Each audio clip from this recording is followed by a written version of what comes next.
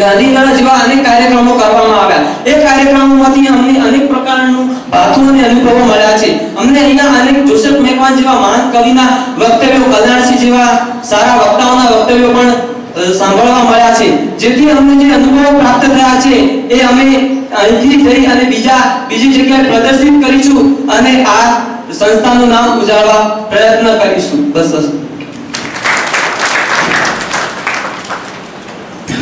આભાર ભાઈશ્રી.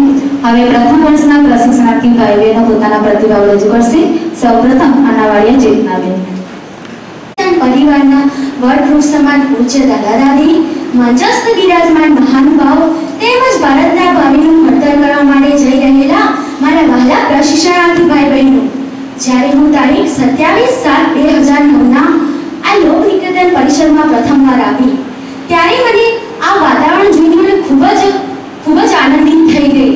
અને મારો હોસ્ટેલનો અનુભવ તો આ પ્રથમ અનુભવ છે. જ્યારે હું હોસ્ટેલમાં પ્રથમ અનુભવ હતો મારી જિંદગીનો, ત્યારે મને ઘરની તો ખૂબ જ યાદ આવતી.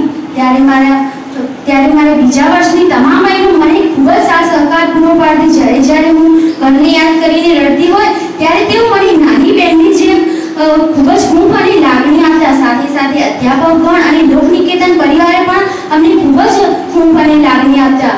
એટલું જ હું નહીં ભૂલું, પરંતુ હું જ્યારે મને યાદ છે કે માંગણી પડી હોય ત્યારે મને પોતાની નાની બેન જે મારી સેવા કરતા, ત્યારે મને એક સમય તો એવો વિચાર આવ્યો હતો કે હું આ હોસ્ટેલમાં નહીં રહી શકું, મને ઘરે જ જવું છે. પરંતુ જ્યારે એમના પાસેથી મને આટલી લાગણી, પ્રોત્સાહન અને પ્રેમ મળ્યો ત્યારે મને ખરેખર એમ થયું કે અહીં પણ ઘર જેવી સારવાર લેવાવાળું કોઈ હોય છે. ત્યારે મેં અહીંયા રહેવાનો નિર્ણય તો કરી જ નાખ્યો અને રહું પણ છું. એટલું જ નહીં, અધ્યાપકગણ તમામ ક્ષેત્રે અમને ખૂબ જ માહિતી પૂરી પાડતા. પછી જ્યારે અમે કોલેજ કેમ્પસમાં હોઈએ ત્યારે પ્રાર્થના કાર્યક્રમ હોય કે સાંસ્કૃતિક કાર્યક્રમ હોય, દરેક કાર્યક્રમમાં અમે કઈ રીતે કાર્યક્રમ કરવો, કઈ રીતે બોલવું એ વિશેની અમને તમામ માહિતી પૂરી પાડતા.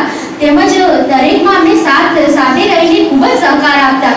સાથે સાથે અધ્યાપકગણ પણ દરેક પ્રવૃત્તિ વિશે ખૂબ જ માર્ગદર્શન પૂરું પાડતા.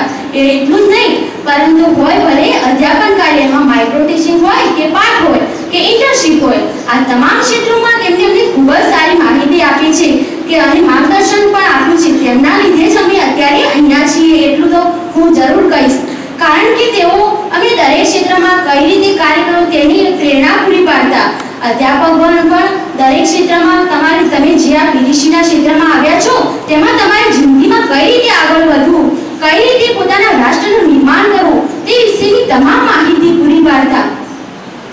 બસ ભગવાન પાસે છેલ્લે એટલી જ પ્રાર્થના છે કે એસવાયના તમામ પ્રશિક્ષણાર્થી ભાઈ બહેનો સારા ગુણ મેળવી અને આ લોક નિકેતન પીટીસી કોલેજ તેમજ લોક નિકેતન સંસ્થાનું નામ ગૌરવ કરે, પોતાના સમાજનું તેમજ દેશનું નામ ગૌરવ કરે અને પોતાના રાષ્ટ્રના નિર્માણ માટે પોતાનું યોગદાન આપે.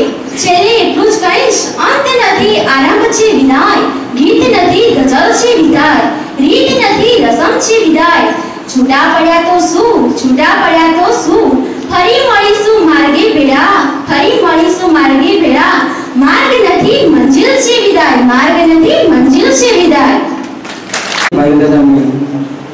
હું અહીંયા પહેલા દિવસ અહીંયા આવ્યો ત્યારે મને બહુ એક તો અજુબાજુ લાગતું હતું કે અહીંયા મારા મિત્રો બધા મને મળશે કે ઘરથી કોઈ મને બોલશે ખરા, ઓછા ટકા લાવીશ તો. પરંતુ હોસ્ટેલમાં મારા મિત્રો એવા મળ્યા તથા આ કોલેજના મિત્રો એવા છે કે જે મારા મોટા ભાઈ સમાન છે, જેમને મને દરેક મુશ્કેલીઓમાં સાથ આપીને મને આગળ વધારવા માટે પ્રયત્ન કર્યો છે. તેમાં મારા હોસ્ટેલના મિત્રો અત્યંત સુંદર અને સારા છે. તેમને મને કોઈ પણ તકલીફ પડે તો તેઓ મને માર્ગદર્શન આપતા રહે છે. કોલેજમાં પણ અનેક મિત્રો જે છે જેમને અમને માઇક્રો ટીચિંગ, માઇક્રો પાઠ તથા પ્રવૃત્તિ પાઠ જેવા વગેરે પાઠમાં અમને સારું માર્ગદર્શન આપ્યું છે. હું તેમને આ વિદાય સમારંભમાં એટલું કહું છું કે તમે તમારી મહેનત પ્રમાણે જે સારા ટકા લાવશો તે જે શાળામાં તમે જશો તેવા છોકરાઓ નાના હશે તેમને સારી રીતે શિક્ષણ આપજો. બસ આટલું જ હશે.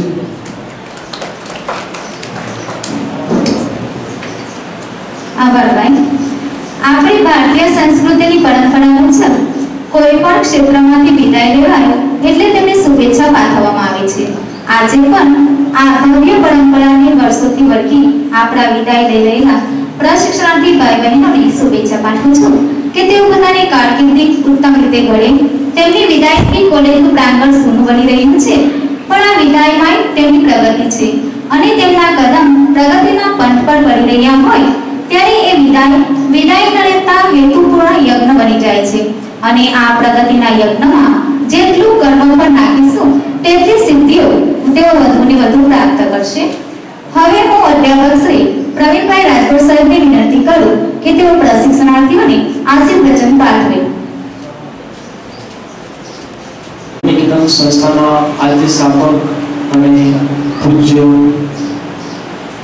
દાદા માતૃવાત્સલ્ય પૂજ્ય દાદી, બહારથી પધારેલ મહેમાનશ્રી, લોક નિકેતન આશ્રમ શાળાના આચાર્ય સાહેબ શ્રી શાંતિભાઈ સાહેબ, મહેન્દ્રભાઈ, નયનભાઈ સાહેબ, તેમજ પીટીસી સ્ટાફ અને વાલા તાલીમાર્થી ભાઈઓ તથા બહેનો,